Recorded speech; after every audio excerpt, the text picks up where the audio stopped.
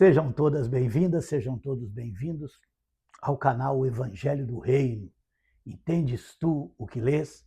Eu me chamo Paulo Davi e estamos gravando uma série chamada Igreja no Apocalipse e hoje é o último episódio dessa série, né?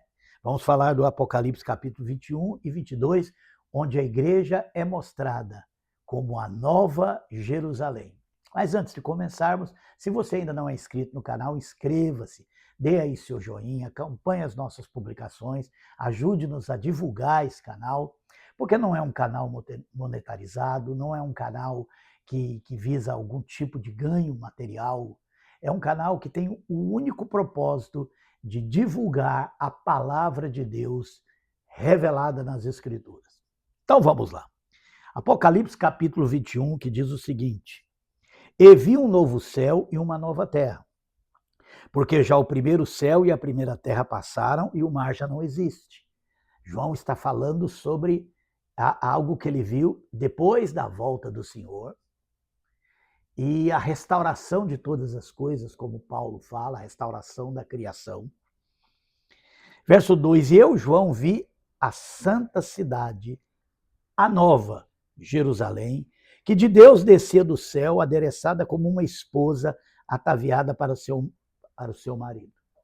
Então aqui, João está vendo a igreja, porque a igreja é a nova Jerusalém. E eu posso provar isso do Novo Testamento, quando a gente abre aqui em Gálatas, capítulo 4, né, que diz assim: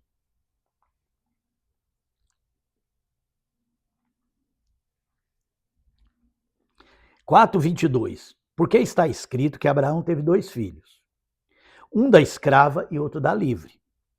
Todavia, o que era da escrava nasceu segundo a carne, mas o que era da livre, por promessa. O que se entende por alegoria, porque estas são as 2 alianças. Uma no Monte Sinai, gerando filhos para a servidão, que é Agar.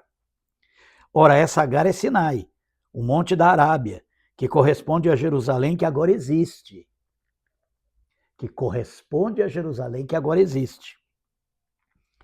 Olha só que interessante, né? Existiu na época do apóstolo Paulo, na época de Jesus, dos apóstolos, do apóstolo Paulo, e ainda existe hoje, né? Inclusive é palco de conflito, né, entre árabes e judeus, é o mesmo conflito que houve entre Ismael e Agar, é interessante demais isso, mas o mais interessante é o que Paulo diz aqui.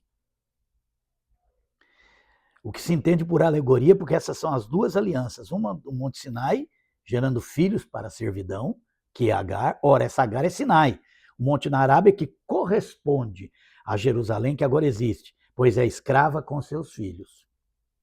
Mas a Jerusalém que é de cima é livre, a qual é a mãe de todos nós, de judeus, de gentios, de todas as nações, que representa a igreja. Então, a nova Jerusalém é a igreja de Deus. Então, aquela ideia distorcida, que Deus ainda tem 2 alianças, né? E muitos acreditam nisso, né? Que Deus ainda tem aliança com o povo de Israel terreno, e eles têm uma série de ensinos sem fundamento, eles dividem a volta do Senhor, que seria uma primeira vez para arrebatar a igreja e tirar a igreja da terra, e que depois Deus trabalharia num período aí que eles chamam de grande tribulação, que eles interpretam que são os 7 últimos anos da história, e que ali os judeus finalmente, perseguidos, enganados num primeiro momento, vão se converter a Cristo. E é muito interessante como eles têm essa ideia, porque eles não entendem, quando leem, o Novo Testamento.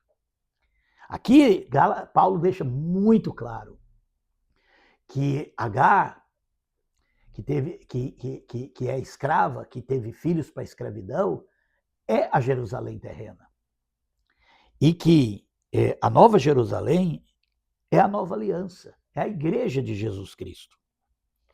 Voltando lá em Apocalipse, capítulo 21, e ouvi uma grande voz do céu que dizia: Eis aqui o tabernáculo de Deus com os homens.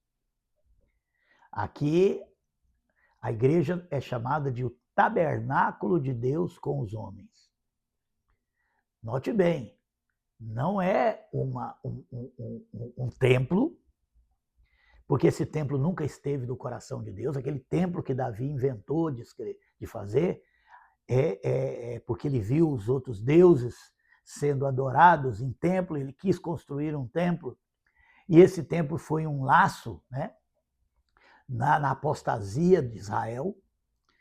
Lá não terá templo. Aqui diz um tabernáculo de Deus com os homens, pois com eles habitará. E eles serão seu povo, e o mesmo Deus estará com eles e será o seu Deus. Lembra que o tabernáculo existiu na travessia do deserto. E nós sabemos que a vida nesse mundo é comparada ao deserto. Então, em certo sentido, enquanto estamos nesse mundo, antes da volta do Senhor, antes de tudo ser restaurado, novos céus e nova terra, nós estamos peregrinando nesse mundo, como o próprio apóstolo Paulo também diz, somos estrangeiros e peregrinos, e a igreja é um tabernáculo que se para, se monta, se desmonta e segue em frente, não um templo. E é isso que Paulo viu.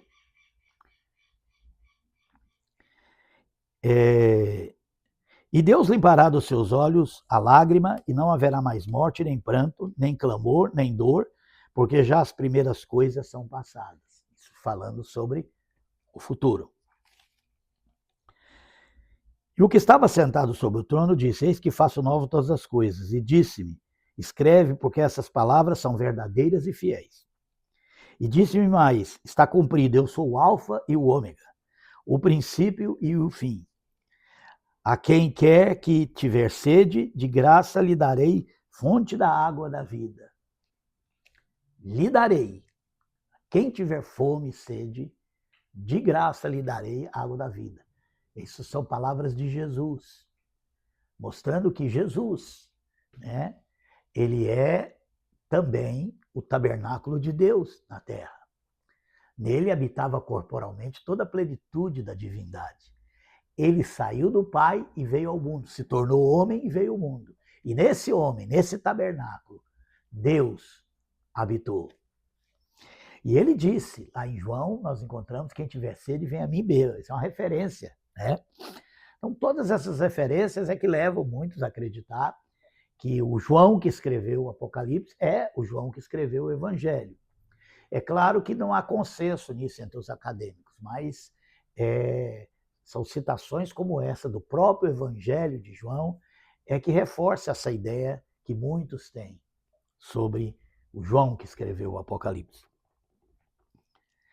Verso 7. Quem vencer herdará todas as coisas, e eu serei seu Deus, e ele será meu filho.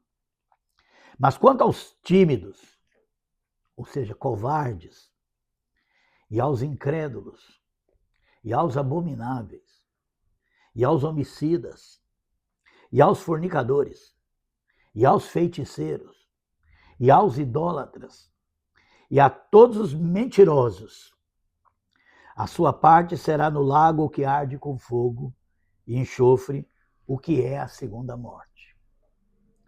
Esse aqui é um texto também importante. Isso mostra, mais uma vez, que mesmo que Deus, mesmo que Jesus morreu por todos, perdoou a todos, haverá uma separação no final. E eu acho tão interessante essa lista aqui, porque ele diz aos covardes, tímidos, covardes, aqueles que preferiram com medo fazer a vontade dos homens, agradar aos homens, do que agradar a Deus. Isso é uma coisa que impede muitos de se converterem, né? Seu ego, seu desejo de fazer a sua própria vontade, de ser aceito, de ser importante entre os homens, faz com que eles se fechem para a graça de Deus. Porque a graça de Deus nos coloca na seguinte situação: precisamos de um Salvador, porque nós, por nós mesmos, não conseguimos dar sentido para a nossa vida, né? Só Deus pode dar sentido e direção para a nossa vida. Então, isso é uma negação do nosso orgulho, do nosso ego. Então, aqueles que são covardes, são medrosos, eles não vão entrar. Os incrédulos, aos abomináveis, né? Aos homicidas, aos fornicadores, aos feiticeiros, aos idólatras e a todos os mentirosos. Todos aqueles que, por causa do pecado, do ego, do egoísmo, fazem coisas contra o seu próximo. Não foram convertidos ao próximo. Porque quando somos convertidos a Cristo, somos também convertidos ao próximo. Nosso coração se abre ao nosso próximo. E toda essa descrição aqui revela, é uma escala, né? Começa com a covardia, que leva à incredulidade, né? E que leva a gente a fazer abominações diante de Deus, coisas abomináveis, né? Homicídios, fornicadores, né? Pessoas que usam as outras pessoas para o seu bel prazer. Aqui especificamente homens que usam mulheres, né? Para seu bel prazer. E são fornicários, né? Os feiticeiros, aqueles que desejam e amaldiçoam seu próximo, idólatras, aqueles que preferem ter um Deus que eles têm controle sobre ele, isso é próprio da religião. A religião é a mãe da idolatria, ou a idolatria é a mãe da religião, mas o Deus da religião é um Deus morto. Nesse sentido, Nietzsche não estava errado. Quando ele diz Deus está morto, ele se referia ao Deus das religiões. Claro que não poderia ser o verdadeiro Deus, porque Deus não pode morrer. Mas o Deus da religião pode. E ele está morto realmente no mundo. E a todos os mentirosos. Então, todos esses, a parte deles é no lago de fogo, que é a segunda morte, que é a morte eterna. E veio a mim um dos 7 anjos que tinham as 7 taças cheias das últimas 7 pragas e falou comigo dizendo: vem mostrar-te-ei a esposa, a mulher do Cordeiro. Ele está se referindo à igreja. A igreja que já tinha se unido a Cristo, plenamente na volta dele. E falou comigo dizendo: vem mostrar-te-ei a esposa, a mulher do Cordeiro. E levou-me em espírito a um grande alto monte. E mostrou-me a grande cidade, a santa Jerusalém, que de Deus descia do céu. E tinha a glória de Deus. Lembra daquela mulher vestida de sol, de Apocalipse 12? Sobre ela que ele está falando aqui. E tinha a glória de Deus, e a sua luz era semelhante a uma pedra preciosíssima, como a pedra de jaspe, como cristal resplandecente. A mesma visão que João teve naquele que estava sentado no trono, ele viu da Nova Jerusalém, ele viu na igreja. A igreja estava revestida de Cristo.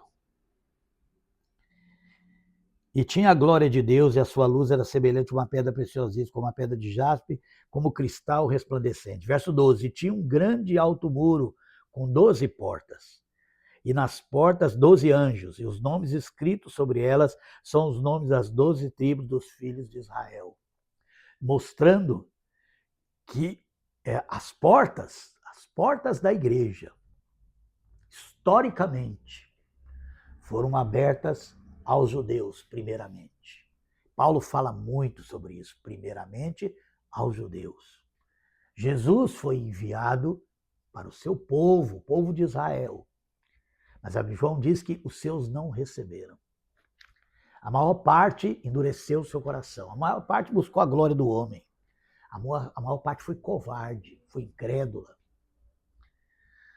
Se envolveram em toda a idolatria e mentira da religião e negaram o Senhor. Mas houve um remanescente dos judeus que receberam. Ou seja, os apóstolos eram judeus. O fundamento da igreja eram de judeus.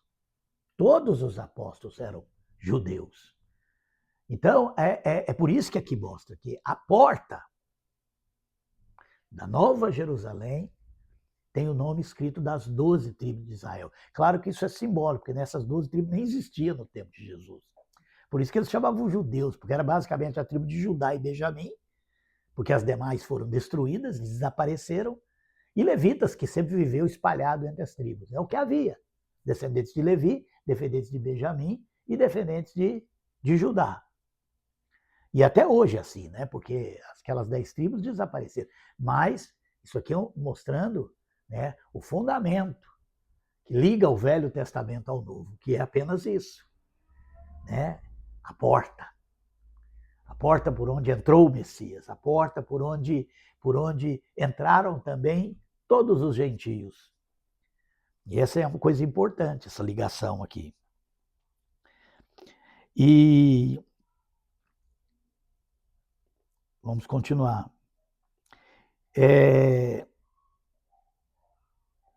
Verso 13. Do lado do levante tinha 3 portas. Do lado do norte, 3 portas. Do lado do sul, 3 portas. E do lado do poente, 3 portas. 3 vezes 4, 12. Há muita numeração na Bíblia, né? A gente viu que os 24 anciãos são as 2 testemunhas, 12 mais 12. A gente viu que os salvos são representados, né, pelos 144 mil, que é 12 vezes 12 vezes 1000. E agora nós temos o 12 aqui, representando as portas da Nova Jerusalém. 3 vezes 4, 12. 14. E o muro da cidade tinha 12 fundamentos, e nelas os nomes dos 12 apóstolos do Cordeiro. Fundamento da igreja, fundamento dos apóstolos, que é Cristo. Foram eles que lançaram esse fundamento, porque Jesus é a palavra de Deus encarnada. E o fundamento é esse. Se nós não temos o fundamento, nós não vamos entender as Escrituras. Nós vamos achar que as Escrituras é que são a palavra de Deus. E vamos seguir as Escrituras, né, de uma forma que não faz sentido, de uma forma que Jesus não interpretava. O nome desse canal, Entendes Tu o que Lês, vem daquela passagem onde aquele prosélito, aquele eunuco etíope, estava lendo, né, o profeta Isaías, e Filipe tinha sido arrebatado até ele, e Filipe pergunta, entendes tu o que lês? E ele fala, como é que eu vou entender se ninguém me explicar? Por quê? Porque nós só conseguimos entender as Escrituras se nós tivermos a palavra de Deus, que é Cristo. É a palavra de Deus que nos ilumina, para nós entendermos as Escrituras. E é isso que precisamos entender. Que o fundamento da igreja é Cristo, lançado pelos 12 apóstolos. Né? Esse é o fundamento dos apóstolos. Essa é a doutrina dos apóstolos. Os apóstolos não tinham doutrinas, eles tinham a doutrina. É isso que fala lá em Atos. E perseveravam na doutrina dos apóstolos, que é Cristo, o Salvador, Deus encarnado, a palavra de Deus. Isso é muito importante. Quando nós temos Cristo como a palavra de Deus, nós entendemos as Escrituras. Nós temos condição de entendê-la. Porque nós não vamos nos perder na letra, como muitos fazem, né? Muitos ainda veem as Escrituras como um livro de lei, outros veem como um livro de teologia e constrói doutrinas numa leitura literal, chamado fundamentalismo, né? Uma visão totalmente distorcida do que Jesus ensinou. Jesus não interpretava a Bíblia. Inclusive, os escribas e fariseus atacavam Jesus justamente por causa disso. Ele não interpretava as Escrituras a partir da letra, mas a partir do próprio Deus que nele estava. Porque ele era a palavra de Deus. Foi isso que João lá no Evangelho diz. No princípio era a palavra estava com Deus e a palavra era Deus. Todas as coisas foram criadas pela palavra de Deus. Foi a palavra de Deus que inspirou aqueles que escreveram essas Escrituras. Mas não como um relato histórico, ou literal, ou legalista, mas apontando para a verdadeira palavra de Deus. E é isso que nós precisamos entender quando lemos o Velho Testamento. Nós precisamos ver no Velho Testamento a palavra de Deus, que é Cristo. Muito bem, ele continua aqui. Verso 15. Aquele que falava comigo tinha uma cana de ouro para medir a cidade, e as suas portas e seu muro. E a cidade estava situada em quadrado, e o seu comprimento era tanto como a sua largura. E mediu a cidade com a cana até 12.000 estádios. Olha o 12 de novo, o 1.000 de multidão. 12.000 estádios. E o seu comprimento, largura e altura eram iguais. E mediu o seu muro de 144 côvados. Olha o 144 de novo aqui, 12 vezes 12, conforme a medida de homem, que é de um anjo. E a construção do seu muro era de jaspe. E a cidade de ouro puro, semelhante ao vidro puro. Cidade de ouro puro, semelhante ao vidro, ouro transparente, né? Por isso que João conseguia ver, né, através do muro, a cidade. E os fundamentos do muro da cidade estavam adornados de toda a pedra preciosa. O primeiro fundamento era jaspe, o segundo a safira, o terceiro calcedônio, o quarto esmeralda, o quinto sardônio, o sexto sárdio, o sétimo crisólito, o oitavo berilo, o nono topázio, o 10º crisopraso, o 11º jacinto, o 12º ametista. E as 12 portas eram 12 pérolas. Aqui é citado essas pedras preciosas, e nós não vamos perder tentando entender o significado de cada uma, porque aí nós iremos partir muito para uma tentativa de explicação, e não existe na Bíblia nenhuma referência que diga que o significado de cada pedra é essa. Fizermos isso, vamos fazendo o nosso belo entendimento, mas uma coisa importante, pedras preciosas. E muitas vezes o povo de Deus, o cristão, o salvo, ele faz-se referência a pedras preciosas. Pedras preciosas também são referências daquilo, da própria igreja do Novo Testamento. Lembra daquela passagem que ninguém pode lançar outro fundamento, mas olhe cada um que vai construir em cima desse fundamento. E aí ele fala que muitos constroem com palha, com madeira, com feno, mas outros constroem com pedras preciosas, né? que tem valor. Né? Isso nos refere aos valores cristãos, mas não os valores cristãos que os fundamentalistas chamam de valores cristãos, né? Aquele moralismo que só serve para acusar outros, mas o valor da misericórdia, do amor, o valor do acolhimento, o valor do cuidado, o valor da verdade, né? Contra a mentira, do amor contra o ódio, do perdão contra a acusação. Há muitos valores que poderiam se referir a essas pedras preciosas, né? Verso 21, e as 12 portas eram 12 pérolas. Cada uma das portas era uma pérola, e a praça da cidade era de ouro puro, como vidro transparente. E nela não vi templo, porque o seu templo é o Senhor Deus Todo-Poderoso e o Cordeiro. E a cidade não necessita de sol nem de lua para que nela resplandeça, porque a glória de Deus a tem iluminado. E o Cordeiro é a sua lâmpada, sempre, né? Sempre o Cordeiro é a manifestação visível do Deus invisível. Sempre. Porque Deus é Espírito. E Ele, para ser visto de uma forma que nós podemos compreender e entender, Ele se manifesta em Cristo Jesus. Essa é uma verdade fundamental do Novo Testamento. Verso 24, e as nações dos salvos andarão na sua luz. E os reis da terra trarão para ela a sua glória e honra. E as suas portas não se fecharão de dia, porque ali não haverá noite.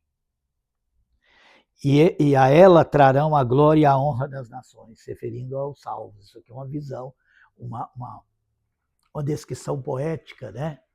De que as coisas mais preciosas, os tesouros que os reis desse mundo têm, são essas pessoas de todas as nações. E a ela trarão a glória e a honra das nações. E não entrará nela coisa alguma que contamine e cometa abominação e mentira, mas só os que estão escritos no livro da vida do Cordeiro. Verso 22, 1. E mostrou-me o rio puro de água da vida, claro como cristal, que procedia do trono de Deus e do Cordeiro. No meio da sua praça e de outro lado do rio estava a árvore da vida, que produz 12 frutos, de novo 12, dando seu fruto de mês em mês, e as folhas da árvore são para a saúde das nações. E se referindo à igreja. A igreja precisa ser essa sombra. Não apenas o fruto que alimenta esse mundo faminto, mas também a sombra que protege, que traz descanso, que traz cura. Isso é uma visão da igreja. A verdadeira igreja é assim. A verdadeira igreja não é isso, que tem esse engano que existe no mundo, que quer só poder, riqueza e domínio. A verdadeira igreja de Deus alimenta os famintos, cura os enfermos, acolhe os rejeitados, liberta os presos. Essa é a verdadeira igreja de Deus. E esse é um sinal dela. Verso 3, e ali nunca mais haverá maldição contra alguém, e nela estará o trono de Deus e do Cordeiro, e os seus servos o servirão. E verão o seu rosto, e as suas testas estará o seu nome. E ali não haverá mais a noite, não necessitam de lâmpada nem de luz do sol, porque o Senhor Deus ilumina e reinarão para todo o sempre. Assim termina falando sobre a igreja de Deus. E o povo de Deus tem escrito na fronte o nome de Deus. O contrário daqueles que seguiram a besta e o falso profeta, a falsa igreja, que tem esse número, que representa lá, era Nero, símbolo de poder. Esses querem ter poder. Estão no engano. Que Deus nos abençoe. Que Deus possa continuar abrindo para nós as Escrituras através da sua palavra, que é Cristo. Fiquem com Deus. Domingo que vem começaremos uma nova série de leituras e comentários.